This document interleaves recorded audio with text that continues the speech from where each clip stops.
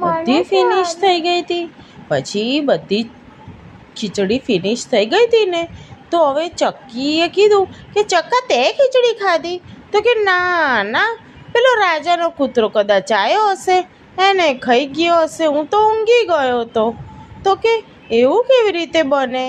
રાજાનો કૂતરો કેવી રીતે આપણી ખીચડી ખાઈ જાય? ચાલ આપણે રાજાને કમ્પ્લેન કરીએ, આપણી ખીચડી ખાઈ જાય છે તો એ લોકો રાજાને કમ્પ્લેન કરવા જાય છે કે રાજા, તમારા કૂતરાને સાચવો, એ મારી ખીચડી ખાઈ ગયો આજે ઘરે આવીને. તો રાજા તો વિચારમાં પડી ગયો ઘડીક વાર કે આ મારા જ ઘરે પીઝા હોય, બર્ગર હોય, ચોકલેટ્સ હોય, એ બધું હોય, તો આ કૂતરો ત્યાં જઈને ખીચડી કેમ ખાઈ આવ્યો હશે?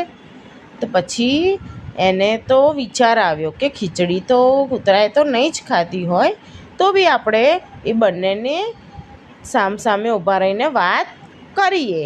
તો સામસામે ઊભા રહે છે.